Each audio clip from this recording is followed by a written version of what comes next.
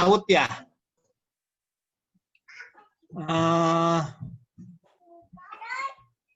Anda sudah dapat semuanya handout itu? Sudah, Pak. Sudah kan? Oke. Ada yang ditanyakan? Dibaca ya. Yang ditanyakan? Oke, saya lihat dulu ya sebentar handout yang mana.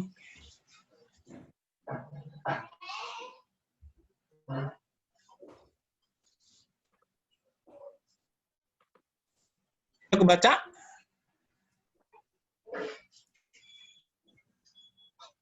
Ini bisa kebaca enggak?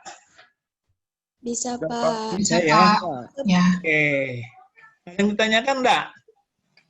Jadi kita belajar statistika inferensial ya. Kemarin kan Anda sudah belajar statistika deskriptif. Nah, kita lihat di sini ya.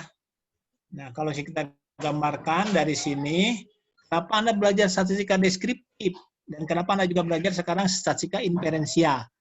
Jadi, kita perhatikan di sana, ini yang saya sebut dengan sistematika ilmu, ya.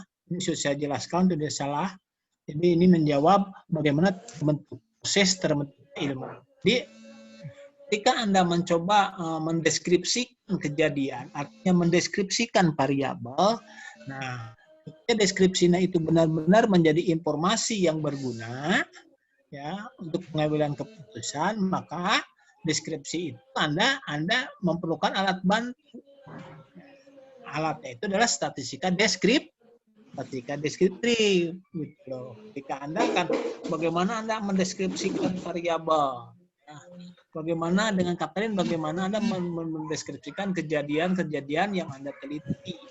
Misalnya Anda meneliti tentang pengaruh kompetensi guru terhadap hasil belajar. Nah, Anda akan mendeskripsikan sejauh mana tingkat kompetensi yang dimiliki guru ekonomi. Nah, itu mendeskripsikan. Untuk mendeskripsikan itu Anda perlu statistika deskriptif.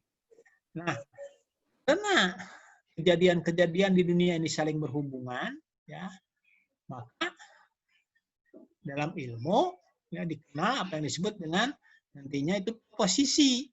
Ya. Nah, proposisi itu hubungan antara konsep, hubungan antar konstruk. Misalnya pengaruh kriminalitas terhadap pengaruh kemiskinan terhadap kriminalitas. Nah, itu proposisi. Jadi Anda nanti membuat skrip juga akan berangkat dari adanya proposisi. Nah, dari proposisi ini diuji. Ketika proposisi akan diuji, maka rumuskanlah hipotesis. Jadi hipotesis itu sebenarnya proposisi yang akan diuji secara empiris. Nah, hipotesis itu intinya menjelaskan hubungan antar kejadian, hubungan antar variabel. Nah, untuk menguji menjelaskan hubungan antar variabel ini, maka Anda memerlukan juga alat bantunya, yaitu yang disebut dengan statistika inferensial. Jadi, statistika inferensial ini digunakan dalam rangka pengambilan kesimpulan ya terkait dengan hubungan antara variabel atau perbedaan. Nah, gitu loh ya. Jadi ini kenapa Anda belajar statistika supaya Anda bisa menjelaskan hubungan antar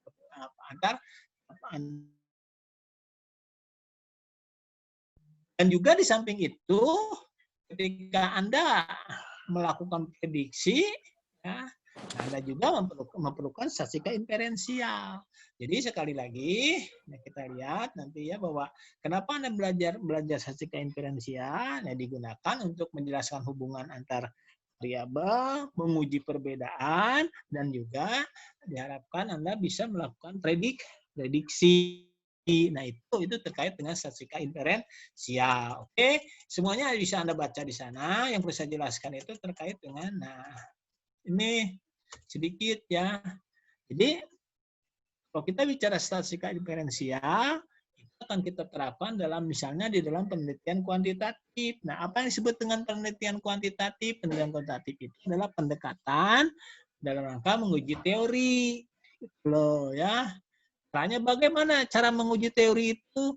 Ya, menguji hubungan antara variabel. Perhatikan, menguji teori berarti menguji hubungan antar variabel dan variabel ini harus bisa diukur. dengan menggunakan instrumen pengukuran tertentu. Nah, Anda belajar di Metit bagaimana mengukur variabel ini ya. Nah, Anda belajar menggunakan instrumen tertentu sehingga diperoleh data-data dalam bentuk angka yang bisa dianalisis dengan menggunakan prosedur statistik. Itulah yang dimaksud dengan penelitian kuantitatif. Sekali lagi, penelitian kuantitatif itu menguji teori dengan jalan menguji hubungan antar variabel. Variabel ini bisa diukur. Nah, harus bisa diukur variabel ini. Kalau bicara kejujuran, itu tidak bisa diukur. Ya, kejujuran itu sulit mengukurnya. Ya, keimanan sulit juga mengukurnya itu. Itu tidak bisa diukur, terbatas ya kemampuan kita dalam mengukur kejadian, mengukur atau mengukur variabel gitu loh ya. Jadi sekali lagi penelitian kuantitatif itu adalah pendekatan dalam rangka menguji teori yang dilakukan dengan menguji hubungan antar variabel. Variabel ini harus bisa diukur dengan alat pengukur data tertentu sehingga diperolehlah data dalam bentuk angka-angka yang bisa diuji, dianalisis dengan menggunakan prosedur statistika. Nah, gitu loh ya. Oke. Nah, ini biar nanti ini. Nah, ini yang apa itu statistika? Ya. Sekali lagi, statistika itu adalah metode untuk mengumpulkan, meringkas, mengolah, mendeskripsikan. Nah, itu sudah Anda. Itu mengumpulkan, meringkas, mengolah, mendeskripsikan itu sudah Anda pelajari ya dalam mata kuliah adalah statistika deskriptif. Gitu loh. Di samping mendeskripsikan, maka kita juga melakukan menganalisis dan menarik kesimpulan. Menarik kesimpulan berkenaan dengan dataset tertentu. Nah, menganalisis dan menarik kesimpulan itulah statistika inferensial. Gitu loh. Jadi, statistika adalah bagian dari matematika yang secara khusus membahas cara-cara mengumpulkan, meringkas, mengolah, mendeskripsikan. Itu statistika deskriptif. Serta menganalisis dan menarik kesimpulan berkenaan dengan data set tertentu sehingga perhatikan sehingga menjadi informasi yang berguna untuk pengambilan keputusan. Dari definisi itu bisa Anda cermati, Anda lihat ya, ada istilah data set dan informasi. Dan informasi. Nanti kita lihat ada beberapa jenis informasi statistik itu. Yang jelas sekali lagi yang harus Anda pahami apa yang disebut dengan data set. Nah, jadi apa itu data set? Ya, data set tidak lain adalah tabel yang berisikan tabel ya, data set itu adalah tabel yang berisikan elemen, variabel, observasi, datum, dan data. Nah, itu Anda harus paham itu dulu ya kalau belajar statistika. Bentar ya, cucu saya ngegang ya.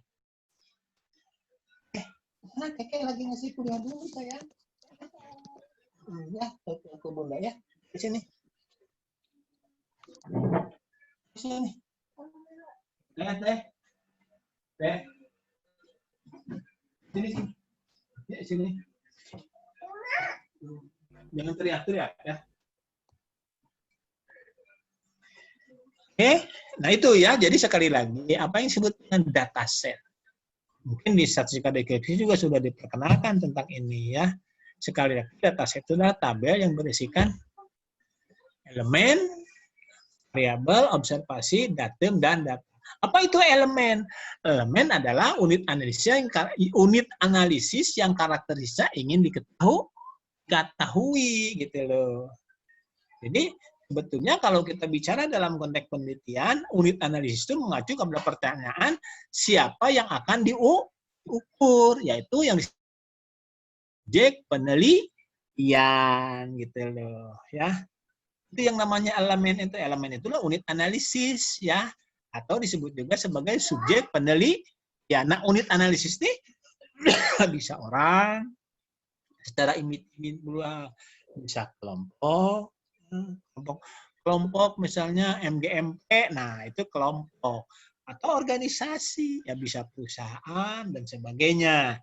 Itu adalah elemen, atau dalam bahasa riset disebut unit analisis atau disebut juga sebagai subjek penelitian. Jadi kalau elemen terkait dengan subjek penelitian, nah variabel terkait dengan objek penelitian.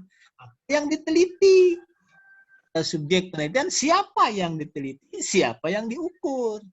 Kalau objek, apa yang diukurnya.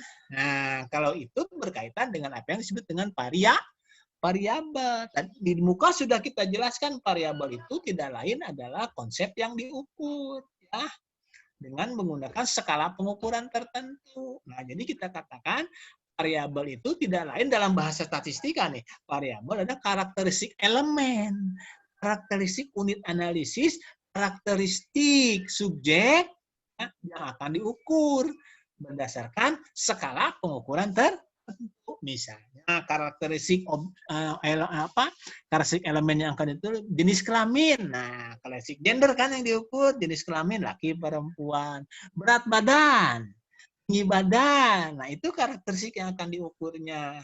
Nah, menggunakan skala pengukuran tertentu. Skala pengukuran itu kan ada nominal, ordinal, interval, dan rasio. Nah, Anda kalau belajar statistika jangan lupa ini yang disebut nominal itu apa, ordinal itu apa, interval itu apa, rasio apa. Coba saya pengen tanya, kan Anda sudah belajar. Metrik sudah belajar Anda? Berpenelitian? Belum, Pak. Belum. Udah belum metode penelitian? Belum, Pak. Belum. Berarti semester berapa? 3, Pak. Semester 3? Oh iya, nggak apa-apa. Jadi metode penelitian belum ya. Tapi kan di statistika deskriptif diperkenalkan istilah Skala data nominal, ordinal, interval, rasio. Diperkenalkan. Oke. Coba Pak Hrul Dena. Contoh data yang diukur dalam skala nominal apa? Yang Contohnya. Ke angka, Pak. Yang nominal apa? Nominal itu kan variabel yang diberi angka. Apa nggak kedengar? Kurang keras.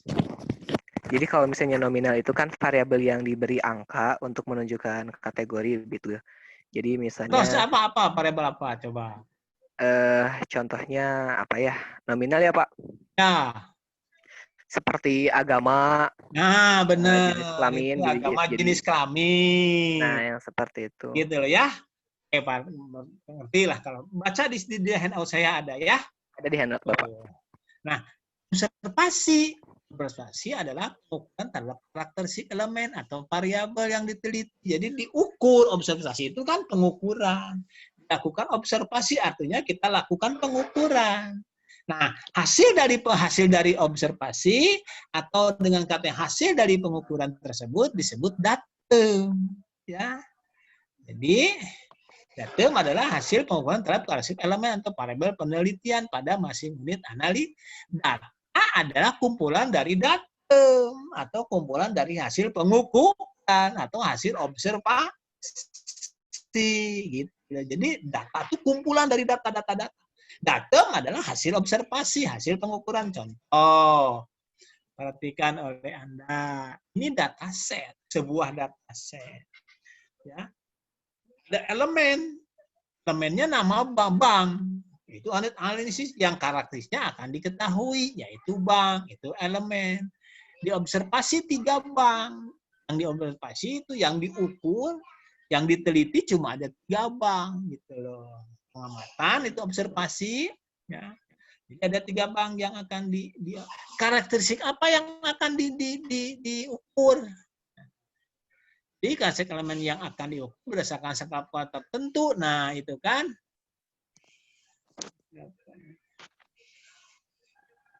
variabel kan itu. Ya, variabel itu kan ada beberapa variabel di sini. Kepemilikan, aset, dan tingkat kepatuhan. Sinta, memilikan diukur dalam skala apa? Sinta, dalam skala apa? Kepemilikan. Ini Karisma, kepemilikan, variabel kepemilikan diukur dalam skala apa?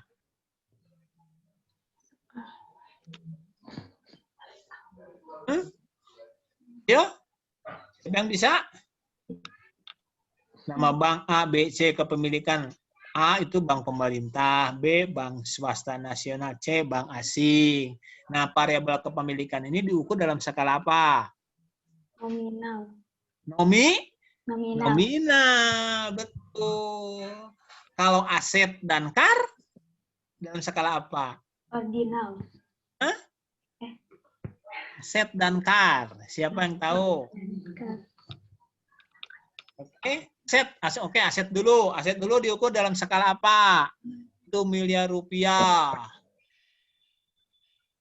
Diukur dalam skala apa? Ada yang tahu? Yo? Siapa aja yang biasanya tahu bicara? Interval ya, Pak? Mana aset? Rasio aset mah. Kar dalam skala apa? Kalau sekali lagi, kalau nominal kan hanya mengkategorikan saja. Kita hanya bisa mengkategorikan kategori ada orang beragama Islam sekian orang. Itu kan kategori. Ada Kristen, itu nominal. Laki-laki sekian orang. Perempuan sekian. Kalau nominal itu bukan diukur tapi dihitung. Laki-laki ada berapa orang kan dihitung. Ada berapa bank milik pemerintah, ada berapa bank. Nah, dihitung. Swasta nasional ada berapa jumlahnya di Indonesia? Asing ada berapa? Nah, itu kan dihitung, bukan diukur kalau nominal. Di nominal itu variabel yang sudah dalam skala nominal diperoleh, dikumpulkan dengan cara dihitung, bukan diukur. Gitu loh. Ngerti kan? Misalnya ya itulah agama, kambing, ayam, nah itu kan nominal. Ya. Jenis binatang gitu loh, ya. Nah, kalau aset dan kar adalah rasio. Cuma kenapa disebut rasio? Karena variabel rasio itu cirinya itu adalah dia memiliki angka 0 mutlak. Angka 0 mutlak itu adalah angka 0 benar-benar 0. Misalnya asetnya 0. Berarti tidak memiliki aset. Karnya 0. Berarti ya karnya 0 gitu loh. Berarti kan? Kami, nah itu karena memang angka-angkanya itu angka 0 mutlak, maka bisa dibandingkan. Oh, berat badan itu rasio. Ada angka 0 mutlak. Tinggi badan juga rasio. Karena ada 0 kan di sana. Mutlak. Misalnya begini, kalau berat badan saya 100 kg, diukur kan itu mah. Ketimbangan 100 kg. Anda diukur, Anda juga ditimbang. Anda 50 kg. Jadi berat badan saya adalah 2 kali berat badan Anda. Nah, itu rasio, bisa dibandingkan. Gitu loh. Hanya data atau variabel yang dalam skala rasio lah yang hanya bisa dibandingkan. Hanya yang digunakan dengan skala pengukuran rasio lah, kita bisa melakukan prediksi. Oh, ya. Kalau kita ingin meningkatkan atau menurunkan tingkat pengangguran 2%, maka kita harus melakukan investasi sebesar 10%. Nah, itu prediksi. Artinya, kalau investasi meningkat sekian 10%, maka pengangguran akan berkurang sebesar 2%. Nah, itu prediksi. Prediksi itu minimal harus datanya harus diukur dalam skala rasio. Makanya dalam ekonomi ya, ada alat bantu digunakan oleh ekonom untuk menguji, untuk meneliti di bidang ekonomi itu, yaitu ekonometrik. Ya. Ekonom itu menggunakan, Anda juga nanti belajar ekonometrika. di ekonometrika itu semuanya melakukan prediksi ekonometrika itu. Nah, kenapa? Karena di ekonometrika itu data-datanya dalam ekonomi makro kan semuanya diukur, pada umumnya diukur dalam skala rasio. Gitu loh. Oke? Paham? Itu ya. Jadi yang paling tinggi kalau skala rasio bisa dirubah ke ordinal, bisa dirubah ke nominal, bisa dirubah saja, dikelompokkan. Misalnya dilihat berdasarkan aset, bank dikelompokkan ada yang kaya, tidak kaya, itu kan jadi nominal. Kalau banknya kalau dirubah jadi ordinal, ya rubah saja asetnya tinggi, sedang, rendah. Nah, itu kan jadi ordinal, dirubah saja. Paham ya? Paham? Nah, sekarang kepatuhan. Nah, kepatuhan itu kan 1, 2, 3. Itu namanya ordina. Jadi ordina itu di samping bisa mengkategorikan juga bisa meranking gitu loh ya. Itu kepatuhan. Contoh ya dalam kepangkatan ada brigjen, letjen, majen, jenderal. Nah, itu ordina ya. Terus ada lagi interval. Kalau interval itu data yang tidak memiliki angka nol mutlak. Kalau interval mah, kalau rasio angka nol mutlak, interval tidak memiliki angka nol mutlak. Jadi tidak bisa dibandingkan interval. Kenapa tidak bisa dibandingkan? Karena dia tidak memiliki angka nol mutlak, tapi memiliki jarak yang sama. Contoh, misalnya skala suhu badan, ya diukurkan dengan termometer ya. Nah, termometer kan ada Celsius, ada Fahrenheit. Nah, antara Celsius dan Fahrenheit, angka nolnya beda. Di 20 derajat Fahrenheit tidak sama dengan 20 derajat Celsius karena angka nolnya tidak sama. Gitu loh. Artinya angka nolnya tidak mutlak. Bisa dipahami ya? Itulah interval. Nah, interval mah kalau data-data diukur dalam skala interval tidak bisa dilakukan prediksi. Nih, misalnya begini. Jika skor kepemimpinan naik 1, maka skor kinerja akan naik sebesar 0,5. Nah, itu kan aneh. Tidak bisa. Prediksi itu bisa dipakai kalau datanya diukur dalam skala rasio gitu loh. Oke, paham? Ini sudah saya jelaskan tadi ya. Nah, ini skala pengukuran yang saya maksudkan ya sudah. Ini contohnya. Skala nominal, jenis kelamin, agama. Contoh pengukuran skala ordinal. Nah, coba ranking urutan kepentingan hal berikut ini. Dalam pekerjaan, otonomi, supervisor, fasilitas. Nah, di ranking ku Anda. Nah, ini ordinal. Contoh skala pengukuran interval itu skala pengukuran model Likert. Nah, sudah dikatakan itu masuk pada skala interval. Ya. Oke, nanti Anda belajar di Medlit itu. Contoh pengukuran skala rasio, coba masukkan ya rata-rata Anda nonton TV setiap harinya berapa menit, berapa jam, dan seterusnya. Itu skala rasio contohnya. Nah, ini data jenis data ya. Ada data diskrit, data kontinu. Itu kalau dilihat dari pengukurannya data diskrit itu data nominal. Jumlah mahasiswa, jumlah kendaraan, ya. Jadi tidak memiliki bilangan desimal data diskrit itu, ya diperoleh dengan cara dihitung. Nah, kalau data kontinu, data yang pengukurannya dapat memiliki bilangan desimal, diperoleh dari hasil pengukuran. Contoh berat atau tinggi badan, nah gitu loh ya, oke? Ini kan sudah ya di deskriptif, oke? Ini informasi statistik. Jadi kita inferensial ini paling tidak kita akan dengan menggunakan statistik inferensial paling tidak kita akan mempunyai 3 jenis informasi. Ya. Yang dimaksud dengan informasi. Informasi itu data yang telah diolah, dianalisis dan diinterpretasikan. Itu informasi. Kalau dikaitkan dengan hasil riset, informasi itu sama dengan fakta. Gitu loh, ya. Jadi informasi sekali lagi data yang telah diolah, dianalisis dan diinterpretasikan, maka jadilah informasi. Nah, kita mengharapkan dengan menggunakan statistika inferensial, statistika deskriptif dan juga statistika inferensial, kita mengharapkan informasi yang kita peroleh adalah informasi yang bisa dipercaya. Informasi yang berguna untuk pengambilan keputusan. Itu ya. Informasi itu. Jadi cuma Anda menggunakan statistika deskriptif, menggunakan statistika inferensial, tapi informasinya itu tidak berguna.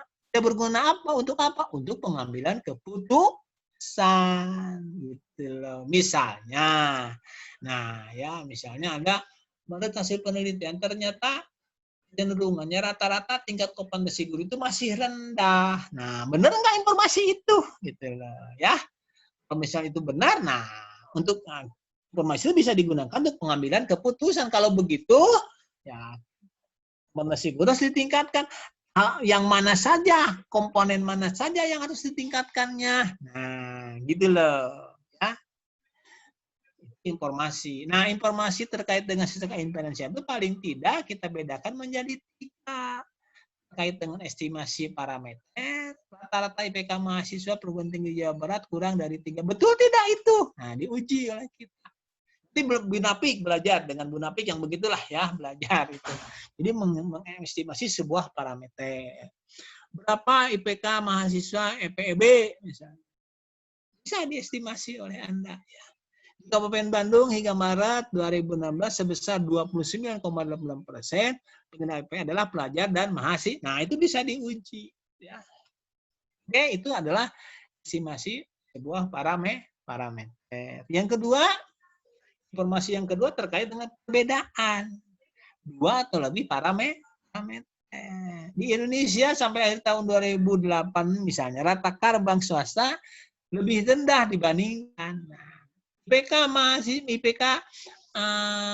mahasiswa yang memperoleh beasiswa ternyata lebih rendah dibandingkan dengan yang tidak menerima beasiswa. Nah, itu bedaan. Nah, hasil belajar mahasiswa yang belajar dengan metode A ternyata lebih tinggi dibandingkan yang belajar dengan metode B. Itu adalah perbedaan. Ya.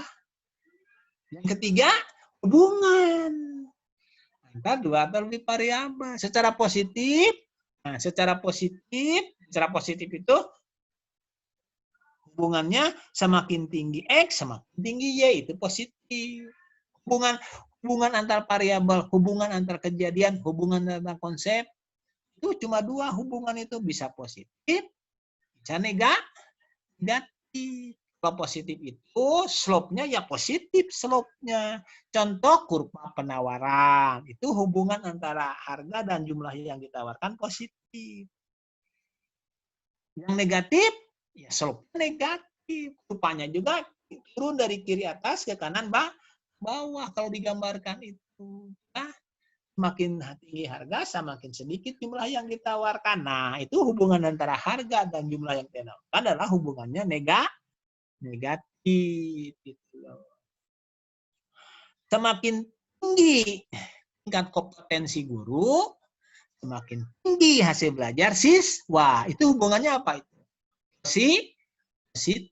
Benar enggak itu? Nah, diujilah menggunakan statistika inferensial. Betulkah ada perbedaan hasil belajar siswa yang belajar dengan metode A dibandingkan dengan belajar metode B? Nah, dianalisis menggunakan statistika inferensial. Yaitu uji beda. Gitu loh ya. Oke? Sampai situ ada pertanyaan? Silakan yang mau bertanya. Hari statistika mah babari ya. Hapuskan data ya keluar, tinggal hitung saja. Pertanyaan? Oke, nah itu ini jadi statistika inferensial itu kita akan dengan statistika inferensial kita akan mengestimasi sebuah parameter. Dengan statistika inferensial kita akan menguji perbedaan 2 atau lebih parameter. Ya, yang ketiga menguji hubungan antara 2 atau lebih variabel. Itulah statistika inferensial. Dipahami? Pertanyaan? Nah, ini yang Anda belajar yang disebut dengan statistika inferensial itu bisa diklasifikasikan menjadi ada yang disebut dengan statistika parametrik dan statistika non parametrik. Statistika parametrik itu metode statistika inferensial untuk menganalisis data yang dimana sampel yang diambil secara asak dari populasi yang parameternya dihasilkan mengikuti distribusi norma. Jadi parametrik itu ya itulah biasanya ukuran sampelnya di atas ukuran sampel besar. Nah, batasnya besar itu dalam statistika itu 30. Di atas 30 termasuk ukuran sampel besar. Di bawah 30 termasuk ukuran sampel kecil biasanya. Kalau sebuah data diambil dari sampel secara random, nanti Anda belajar di ngerandom itu bagaimana ya secara acak, lebih besar dari 30, maka data cenderung mengikuti distribusi norma. Nah, jika begitu, ya statistika parametrik itu kapan kita menggunakan statistika parametrik? Pertama, ya itu tadi, datanya di atas 30 diambil secara random. Persoalan nanti datanya diukur dalam nominal ordinal tidak jadi persoalan karena ada jenis statistika parametrik dengan data-data yang diukur dalam skala ordinal. Kalau non parametrik, ya, biasanya datanya lebih kecil dari 30 karena dia diambil kurang dari 30 maka data cenderung tidak normal. Karena itu kita gunakan statistika non parametrik. Nah, ini perbedaannya ya yang lebih jelas antara non parametrik dan parametrik ya. Jadi kalau non parametrik tidak perlu ada asumsi normalitas dan kesamaan varian. Kalau di non parametrik harus ada asumsi, harus terpenuhi data norma dan variannya sama. Nah, biasanya terus non parametrik menggunakan tendensi sentralnya itu adalah median. Kalau parametrik kita kan rata-rata, varian, simpangan baku. Nah, itu yang digunakan ya. Nah, kita nanti diulas dulu ini. Karena bicara statistika inferensial, Anda harus paham apa yang disebut dengan untuk apa sih min itu, untuk apa varian, simpangan baku itu kunci ya, memahami statistika inferensial. Anda belajar statistika, Anda di statistika deskriptif, Anda belajar ngitung standar deviasi, kumaha, varian, kumaha dan sebagainya, ya. Oke, itu kira-kira ya. Jadi, nah kalau non parametrik bisa sampelnya kecil atau besar. Nah, minimum kalau parametrik disyaratkan minimum 30 atau lebih, ya. Oke. Biasanya non parametrik lebih kurang powerful dibandingkan dengan para parametrik. Nah ini yang dimaksud dengan kalau Anda belajar data multivariat nanti ya. Nah ini perhatikan di situ. Ini versi saya saja. Jadi kalau kita bicara statistika inferensial, paling tidak nanti kita ada beberapa metode ya, ada dependensi, ada yang namanya interdependensi. Dependensi nanti ada persamaan tunggal, persamaan ganda. Ya. Oke, nanti ini kita pelajari ya. Yang ini terlalu nanti akan jadi baru semester 3. Oke, itu yang dimaksud untuk apa? Untuk apa? Handout 1. Ada pertanyaan? Fahrul, Pak. Silakan bertanya, Pak. Ya, kan Pak kemarin belajar statistik deskriptif, kita menuliskan, begitu kan, mengumpulkan informasi, terus dideskripsikan. Nah, tapi kira-kira kalau misalnya di statistik inferensial itu kita penggunaannya tetap manual atau ada penggunaan aplikasi? Ya, oke. Nanti kita belajar ya. Anda harus belajar manual. Tapi juga ada beberapa hal statistika inferensial yang tidak bisa dilakukan secara manual. Paling tidak Anda belajar menggunakan SPSS. Ya. Oke? Siap, baik, Pak. Oke. Ada lagi pertanyaan? Bagus pertanyaannya ya. Ada lagi pertanyaan. Nah, ini akan belajar Anda itu regresi nuk itu belajar dengan saya nanti ya. Sabar. Tapi Anda, nah kan ada beberapa yang Anda harus aktif. Ya, buku apa ya? statistikanya pakai buku apa saja, ya, yang namanya statistika inferensial, ya. Nah, biasanya saya ini, nah di sini ini semuanya bisa di-download, ya, book ini, yang begini itu. Nah, buku-buku di sini, ya. Ini book semuanya, Anda tinggal. Nah, buku-buku kalau non parametrik ada, ya, dan seterusnya lah, ya. Anda lihat saja di sini buku-bukunya, ya. Saya menggunakan di sini kebanyakan e-book bisa Anda download, ya. Ada lagi pertanyaan? Ada lagi pertanyaan? Nah, saya ingin sedikit menjelaskan beberapa statistik deskriptif utama, ya. Nah, ini harus Anda pahami betul sebelum belajar statistika inferensial.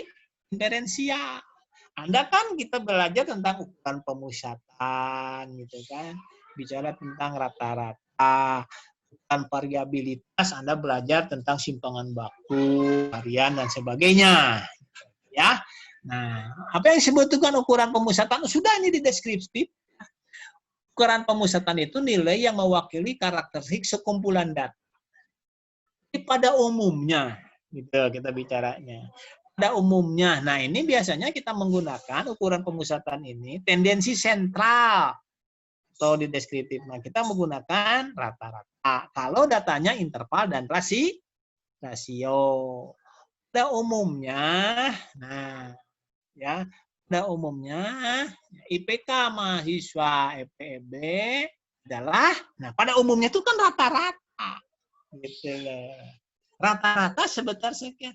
Jadi mayoritas paling banyak IPK-nya itu sebesar 3,5. Itu rata-rata. Kalau datanya interval dan rasio. Bentar ya.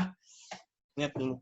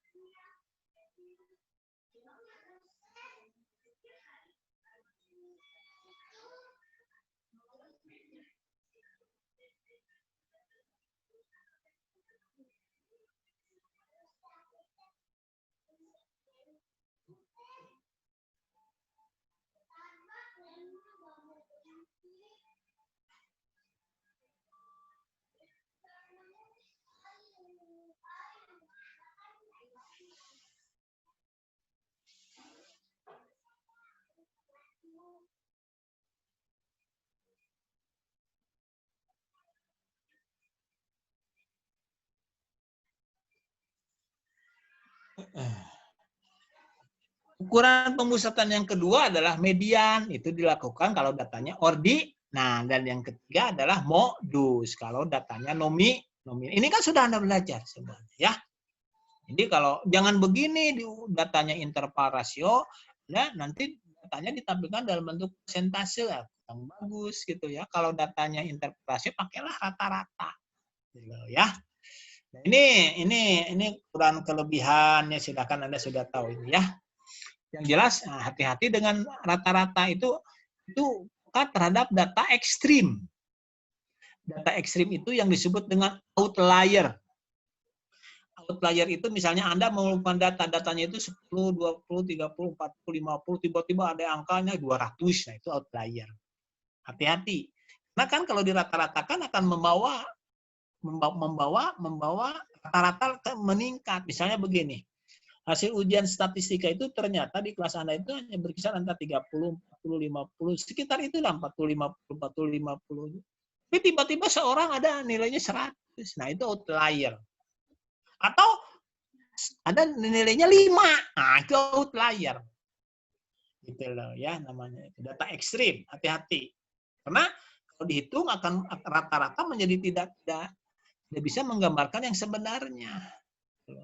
Contoh misalnya, sungai itu rata-rata kedalamannya setengah meter, hanya 20 5 cm kedalaman, tapi ada orang meninggal tenggelam cina di sungai itu. Masa sungainya dangkal tapi ternyata itu rata-rata kan.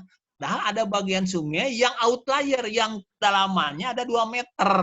Nah, kalau dirata-ratakan semuanya adalah hanya sebesar 0,25 cm. Tapi ada yang ya gitu. Ngerti kan? Itu outlier namanya, ya. Nah, ini variabilitas. Penyimpangan. Sejauh mana sampel data menyebar di sekitar pusat data.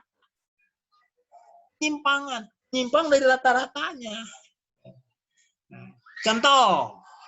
Ya. Misalnya kita punya data time series ini ya. 3 perusahaan, harga saham dari 3 perusahaan A, B, C. Perhatikan ya Anda, harga saham di perusahaan A sama tidak naik turun 50 selama 5 tahun. B bervariasi, C juga bervariasi. Tapi kalau dihitung rata-rata sama. Ya, ada perusahaan A rata-rata harga saham itu 50 selama 5 tahun terakhir ini. B juga 50. Kalau dihitung rata-rata. Tapi variasinya beda. Lihat kita gambarkan di data itu. Nah, ini mendeskripsikan data. Perhatikan.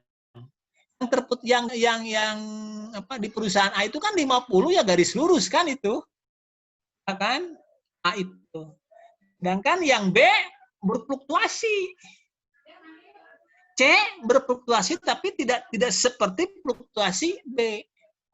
Jadi kita katakan rata hitung harga saham ketiga perusahaan sama besar yaitu 50, tetapi dia variabilitasnya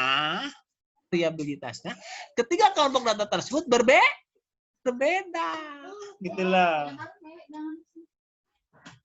Ya. Perhatikan, data harga saham perusahaan B memiliki variabilitas yang paling tinggi bila dibandingkan dengan perusahaan dan C. Jadi, kalau di B, harga saham itu heterogen. Kalau di A, homogen. Di C, cukup heterogen. Tapi tidak seheterogen B.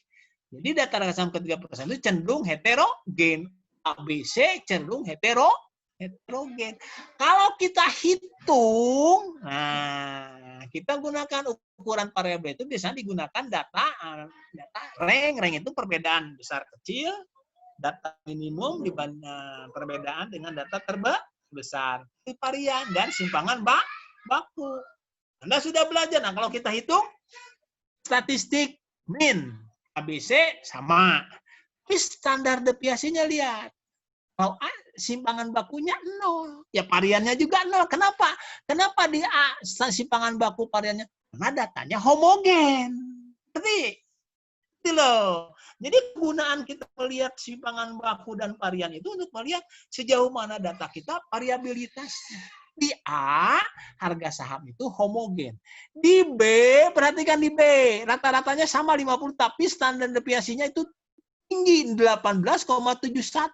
Sedangkan C hanya 5 simpangan bakunya. Jadi semakin tinggi simpangan baku dan varian itu kan cuma dikuadratkan kan? Jadi semakin tinggi simpangan baku, semakin bervariasi data itu. Jadi kan? Cuma lihat ada tuh. Jadi simpangan baku B ada 18,. Kalau Anda punya data 3 ini, nanti ada 3 variabel Anda teliti. Bandingkan variabel simpangan bakunya. Oh, ternyata gitu loh. Paham ya? Siswa di kelas A, B, C atau di sekolah ini beda loh. Ternyata di A mah hasil belajar siswa itu homogen, tapi di sekolah ini heterogen. Nah, itu kan menarik. Nih kan? Belajar simpangan baku saja kita sudah banyak informasi yang bisa kita peroleh. Kenapa di B harga saham itu sangat berfluktuasi? Sangat bervariasi. Kenapa dia A? Homogen. Nah, gitu kan bisa jadi masalah. Itu menjadi informasi, gitu loh. Tidak segatar utang hitung saja, tapi yang lebih jauh itu apakah data yang sudah diolah itu bisa menjadi informasi yang berguna atau tidak, gitu loh. Ngerti? Kan? Nah, gitu loh, ya. Ya ini saja statistika, makanya perlu statistika ini. Penting.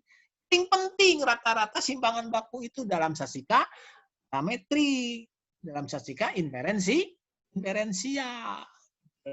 Ya. Bagaimana ngitungnya sudah Anda belajar di sasika deskriptif ya. Anda hitung kan, belajar hitung simpangan baku dan sebagainya. Oke. Bisa dipahami? Bisa? Oke. Lanjut. Nah, terus apa yang Anda kenalkan disebut dengan Z-score, pernah Anda dengar di sasika deskriptif? Nah, perhatikan sini.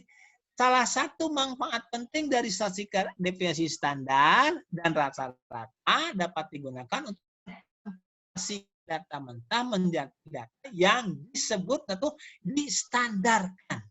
Standardized istilahnya. Kalau Anda baca jurnal-jurnal pasti ini. Maka sejak awal harus diperkenalkan ini supaya Anda ngerti kalau baca jurnal itu. Jadi ada data nanti Anda akan baca ada data yang data itu ada yang standardized dan data unstandardized. Gitu loh, ya. Jadi, nah, apa yang disebut dengan standardized itu? Standardized itu adalah data yang telah dirubah, ditransformasikan, dirubah dari data mentah menjadi data baku yang disebut dengan Z-score. Rumusnya itu tuh, Z-score sama dengan XI data observasi dikurangi rata-rata dibagi simpangan bakunya. Itu Z-score namanya. Jadi jika data telah ditransformasikan menjadi data standaris, maka kalau kita hitung rata-ratanya akan diperoleh angka rata-rata 0. Simpangan bakunya 1. Jadi kalau ada nilai Z plus minus di atas 3 itu pasti data outlier. Nah, gitu. Jadi nanti Anda akan lihat dengan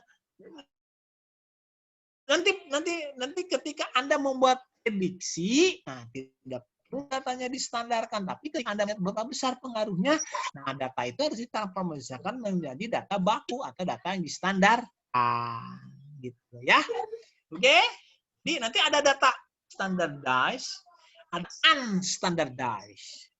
Kalau di Indonesia kan data yang terstandarisasi dan data yang tidak terstandarisasi. Kalau tidak terstandarisasi berarti data mentah.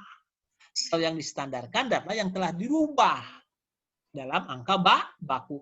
Kalau menggunakan SPSS, data-data itu standardized dan unstandardized dirubah sendiri ya, oleh SPSS itu. Oke? Oke, ada pertanyaan dari sampai sini?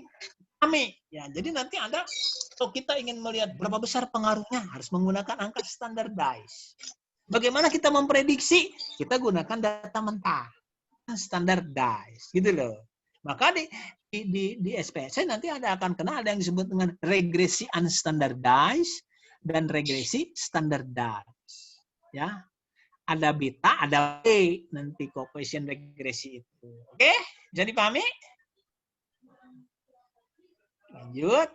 Nah ini ada yang disebut dengan kovarian korelasi. Apa itu kovarian?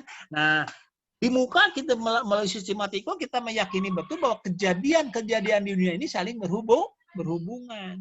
Berarti kalau begitu, kalau kita ada dua konsep, ya ada konsep proposisi berhubungan.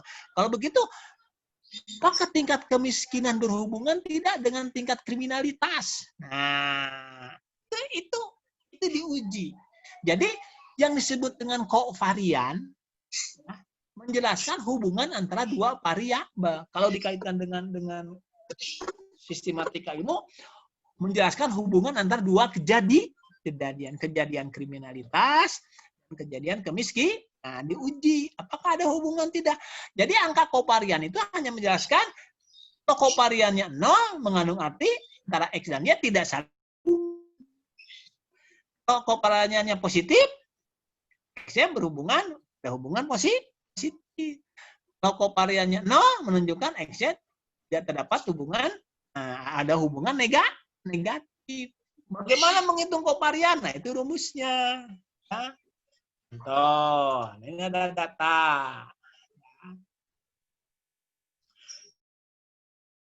Nah, cari data sendiri ya, coba nanti dikumpulkan oleh Anda ya. buat hitung kovarian. Contoh, silakan contohnya kejadian, diambil datanya ya. Anda silakan menghitung, silakan bedakan saja apa mau kemiskinan dengan apa, inflasi dengan jumlah uang beredar misalnya ya. Buat ya, cari data sendiri ya. Oke, hitung kovariannya. Ngerti?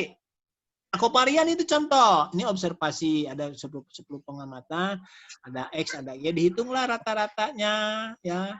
Rata-rata X itu berapa, ya rata-rata Y berapa, baru dikurangkan data misalnya X, dikurangi rata-ratanya berapa kan, nanti bisa cari di situ ya. Rata-rata X itu 3, rata-rata Y 5, 10, 1, gitu loh, ngerti kan? Ini data sendiri ya, tugas pertama ya, mencari kovarian, oke?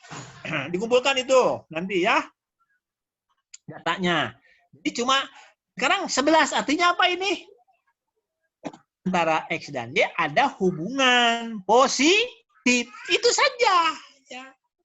Yang menjelaskan itu saja. Ngerti? Nah, kalau bertanya, berapa besar hubungan antara X dengan Y? Nah, Anda harus merubah. Jangan ngitung kovarian. Anda harus menghitung apa yang disebut dengan korelasi. Nah, lahirlah korelasi.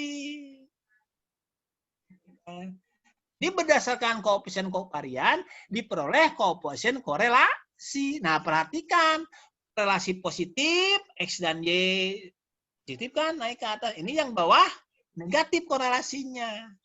Plus dan min. Kalau di gambar sebelahnya lagi itu titik-titiknya kan acak begitu kan, dan membentuk sebuah pola relasi antara X dengan Y. Oke? Nah, bagaimana kita menghitung korelasi? Silakan Anda belajar juga ini yang kedua, cari korelasi ya dengan data sendiri. Gunakan rumus yang Anda temukan di buku statistika. Ini kalau kita menghitung korelasi berdasarkan angka kovarian. Rumusnya itu adalah korelasi XY sama dengan kovarian XY dibagi simpangan baku X dikalikan simpangan baku itu kovarian. Jadi, kita perhatikan. Nah, kita peroleh simpangan baku X, simpangan baku Y itu yang data tadi itu satu dan seterusnya, sehingga kita memperoleh kovarian, korelasinya adalah kovarian dibagi simpangan baku X dikalikan simpangan Y bagi hasilnya 0,93. Jadi, kalau angka ini kan positif 93, artinya apa korelasi ini? Oh, ternyata X dan Y berkorelasi positif sebesar 0,93. Kuat korelasinya 0,9. Nah, korelasi kan berkisar dari 0, tidak ada korelasi, dengan 1. Korelasi sempurna kalau 1. Jadi 0,93 itu adalah korelasi sangat kuat. Nah, tugas Anda yang ketiga, mencari klasifikasi koefisien korelasi, dikategorikan. Sekian sampai sekian, tinggi, rendah, kuat, dan sebagainya. Ngerti? Cari di buku ya. Jadi pahami? 0 korelasi 0 sampai 0,5 termasuk korelasi apa dan seterusnya. Cari itu ya di buku ya. Oke. Jadi kita simpulkan sekarang. Kovarian itu adalah koefisien korelasi antara dua variabel dalam angka unstandardized. Sedangkan korelasi merupakan kovarian dalam angka yang distandarkan. Nih, jadi kalau Anda bicara kovarian, korelasi, hubungan antar variabel dalam angka yang unstandardized. Sedangkan korelasi menjelaskan hubungan antara dua variabel dalam angka yang distandarkan. Gitu. Ngerti? Itu pahami dulu. Tugas Anda sudah tadi 3 ya.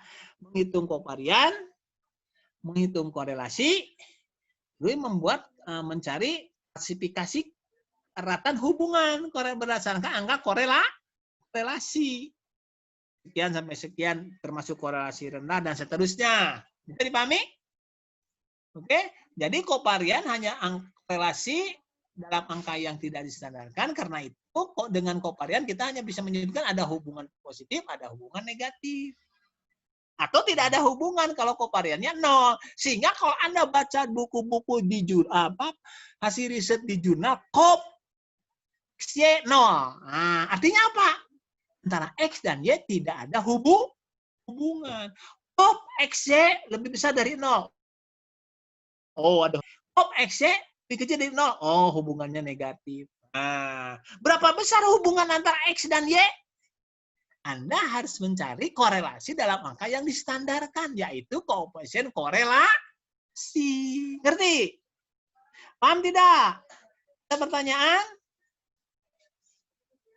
Paham? Itu dulu, Anda harus paham itu. Baring itu mah babari.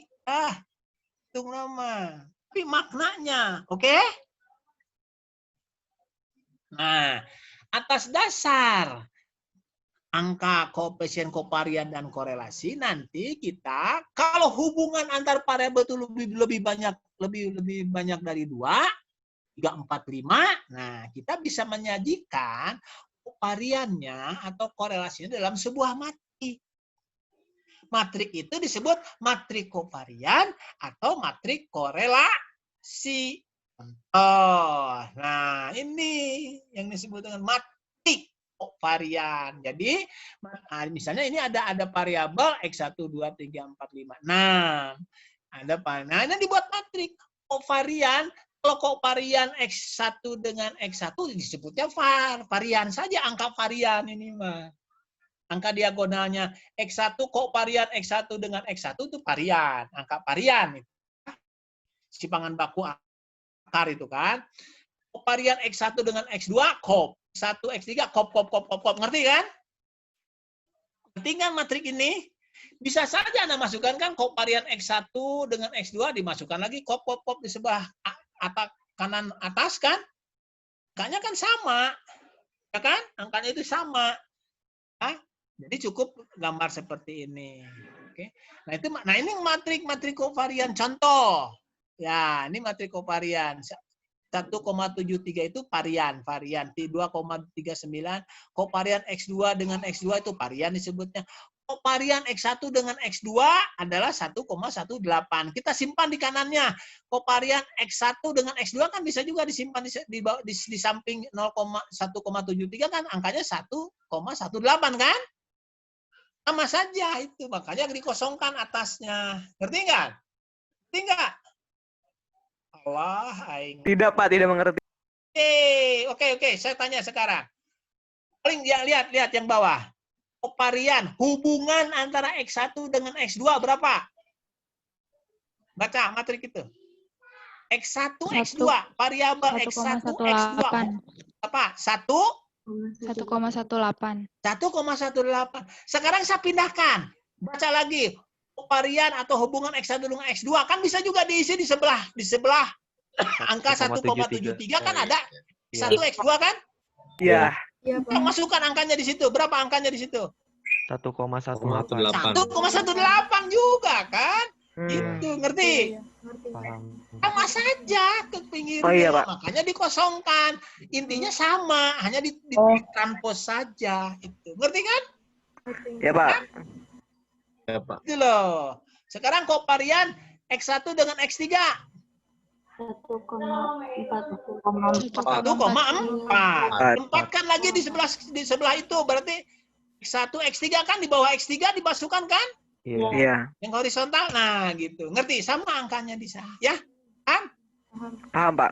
Oke, jadi jumlah elemen dalam matrik kovarian itu bisa ditentukan dengan rumus P kali P1 P ditambah 1 dibagi 2, di mana P adalah jumlah variabel yang diobservasi. Jadi, kalau ada 6 variabel diobservasi, maka dalamnya akan terdapat 21 elemen, yaitu 6 buah varian, par, dan 15 buah kovarian, kop. Gitu. Ngerti kan? So, Anda hitung kovariannya berapa? 1 kan variannya kan 6. 1,73, 2,39, 2,02, 2, 2,04, 1,9 kan 6 itu par. Lihat aja varian. Kop varian. Kan ada 15 itu. 1, 2, 3 itu aja kop 1 dengan kop 2, X2 kop. Hitungannya semuanya ada 15. Jadi seluruhnya ada 21 elemen. Ngerti? Ngerti enggak? Harus paham dulu ini. Ya? Paham? Oke. Jadi, nah, tugas Anda berikutnya membuat beberapa misalnya Anda membuat 4 variabel, hitung kovariannya dengan data sendiri ya. Buat nanti susun dalam matrik. Oke? Buat matrik ya. Nyatakan misalnya ada 4 variabel, nyari data sendiri 4 variabel, hitung kovariannya. Laporkan ke Anda dalam bentuk matrik. Bisa dipahami kan? Berarti Anda akan menghitung variannya, simpangan baku dan sebagainya itu. Oke? Bisa dipahami? Bisa. Bisa? Ada 4 tugasnya. Ya. Jadi minggu depan kita akan Anda kaji ulang saja ya ini. Oke? 4 ya tugas 5 malahan nanti. Nah, ini korelasi. Jadi korelasi itu, the correlation matrix adalah standardized covariant matrix. Jadi kalau matrik kovarian distandarkan, kita akan peroleh matrik korelasi. Nah, ini X1, 2, 3, 4, 5, 6. Korelasi antara X1 dengan X1, 1. Korelasi X2 dengan X2, 1. Gitu loh. Kan dengan dirinya sendiri itu. Ngerti nggak? Oh, iya. Iya, iya. Ngerti nggak? Korelasi antara X1 dengan X2, core. 1 dengan X3, korelasi. Ngerti? Jadi kalau kita contoh, ya, korelasi antara X1 dengan X2 berapa? Korelasi antara X1 dengan X2 berapa? 58. 0,58. 0,58. 58. Nah, benar. Pindahkan angkanya isi tanu kosong. Bisa kan? X1 dengan X2 isikan 0,58. X1 dengan X3 0,75. Kan gitu, ngerti kan? Ngerti? Ya, Nah, ngerti, ini Pak. bukan korelasi. Anda juga tugas yang kelima ini. Nyari. Datanya sama. Ya, Anda itu hitung kovariannya, hitung korelasinya, nyatakan dan tampilkan dalam bentuk matrik kovarian dan bisa dipahami? Bisa? Pak. Nah, belum Bisa. kita belum apakah nanti signifikan tidak nanti dulu. Ya, nanti belajar lagi itu ya. Sekarang mana tugas sedang hitung kovarian, ya, ngitung korelasi, nyatakan, laporkan dalam bentuk matrik. Paham? Good. Nah, ini contoh. Misalnya saya punya model begini. Nanti Anda riset ya. Modelnya seperti ini. Ini datanya 1000.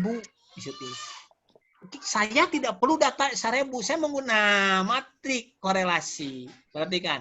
Ini matrik korelasi. Perhatikannya. Sekarang matriknya perhatikan. Sekarang ada berapa variabel?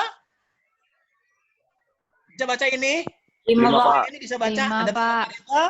5. 5. Nah, apalah paham, ability, motif, cost, dan achievement kan? Relasi antara penback dan penback sebaraha? 1. 1. Penback dengan ability? 0,42. 0,42. Kan di sebelah kanannya disimpan di sebelah situ kan sama 0,4. Sama saja. Sebelah sana kan? Sama. Ini lengkap semuanya diisinya. Ngerti? Paham. Iya. Ngerti kan? Iya, ngerti, Kita lihat Pak. N-nya 1000. Penback variabelnya, penback ability N-nya 1000, semuanya sama kan? Simpangan rata-ratanya. Di bawah simpangan. Dengan data seperti ini sudah cukup. Kita bisa menaksir ini. Oke, nanti ya belajar nanti. Anda cukup sampai sini saja dulu. Ngerti ini kan? Jadi kalau Anda baca jurnal-jurnal bereputasi, si peneliti itu ada jadi data yang 1000 nama kudu dilaporkan. Anda cukup melaporkan matrik korelasi dilengkapi dengan ukuran sampel N-nya rata-rata dan simpangan baku seperti ini. Dengan cara seperti ini nanti diubah dimasukkan ke SPSS seperti ini.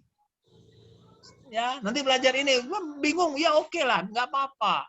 Ya, dirubah dari sini, ubah ke sini. ND kor simpangan baku, lihat. Ini simpangan baku diisikan. Korelasi, memback, isikan semuanya. Nanti diestimasi. Nah, lihat. Angkanya keluar semuanya. Ya, itu gunanya. Nanti saja itu mah, oke? Anda tadi kan sudah ada 5 ya, sampai matrik ini. Ya, oke paham? Pak, maaf Pak, mau bertanya Pak. Boleh. Itu untuk yang 1 itu tuh kenapa harus 1 ya Pak? Itu Iya kan emang pasti korelasi dengan dirinya kan pasti 1 nilainya. kalau korelasi yang Iya. Kan 1 itu kan korelasi antara pembek dengan pembek, ability dengan ability kan, motivasi dengan motivasi kan angkanya 1. Nanti yang diagonal itu relasi dengan dirinya sendiri pasti 1 eta mah. Ngerti? Oh iya Oke? Pak. Oke, bagus pertanyaannya. Nah, Jadi kalau koparian mah ini par namanya kan. Oh iya Pak. Oke? Ada lagi pertanyaan? Ada lagi pertanyaan? Oke, kalau tidak kuliah kita cukup dulu ya. Anda juga harus berhemat kuotanya gitu loh. Kalau saya mah tidak ya. Kalau yang mau pengwe, Anda makan ribet. Oke? Sekarang tugas Anda itu kan ya. Kalau tidak paham silahkan diskusikan di grup. Ya, nanti saya ikut nimbrung. Oke? Paham? Ada lagi pertanyaan? Cukup? Cukup Pak. Bagus kalau begitu. Saya suka Anda harus salah tidak jadi persoalan. Yang berani Anda harus belajar, mencoba, belajar. Ya, salah tanya. Kita perbaiki sama-sama. Oke? Oke, Pak. Sekarang kita foto bersama dulu, ya. Saya dibuka. Oke, biar gelap juga ya. Sudah tahu semuanya. Siap-siap kita foto ya. Siap-siap. Absen dibuat ya. Kamera dulu, cheese dulu ya. Cantik kaset. 1, 2, senyum dong. Oke, mantap. Cantik. Udah, makasih ya. Oke. Terakhir, ada lagi pertanyaan? Pak, untuk Kalau tidak contoh cukup. soalnya ada dari Bapak atau boleh kami buat sendiri gitu? Apa? Aja.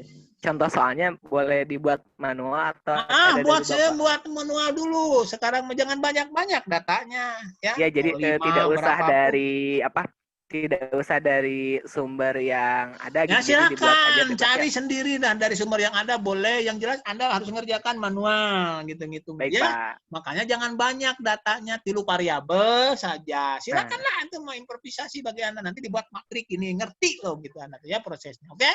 Baik, Ingat Pak. S1 itu harus melalui proses. Tidak ke hasil. PSS ya itu atau AMOS itu digunakan hanya untuk mengecek saja ya, kecuali nanti ada beberapa yang tidak bisa dihitung secara manual. Misalnya kita menginput sebuah matrik, kita gunakan Excel gitu loh ya, secara manualnya. Oke? Baik. Lagi pertanyaan? Harus tulis tangan Pak atau di Word? Nah, diketik saja yang bikin Anda boleh Oke, tulis Pak. tangan. Yang enak saja yang bikin Anda tidak. Kenapa kalau ada yang Baik, sulit, ya jangan dibikin sulit lah ya. Mau diketik silahkan, tulis tangan boleh. Yang penting kau baca. Karena tahu yang copy paste, jangan coba-coba copy paste, Anda rugi sendiri ya. Yang lain yang ditiru oleh Anda, dia yang pandainya. Anda mah tetap itu bisa nanaun. Ya. Nah ilmu mah semakin dibagi, semakin tajam.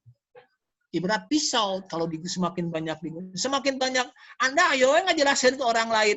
Nu ngajelaskeun Anda mah ibadah ditajam. Anda yang kopi wae ungkunginya, Anda tidak tahu apa-apa. Artinya jangan membohongi diri sendiri. Ingat, gunakan strategi positive feeling.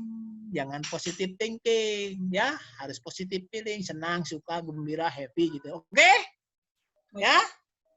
Semoga Allah Subhanahu wa taala memberikan ke kita kemudahan, kelancaran dan kesehatan. Amin. Yang kita lakukan hari ini semoga menjadi amal ibadah. Terima kasih. Wassalamualaikum warahmatullahi wabarakatuh. Minggu selamat. Nanti kita ketemu lagi. Waalaikumsalam warahmatullahi wabarakatuh. Terima kasih Pak. Oke. Salam.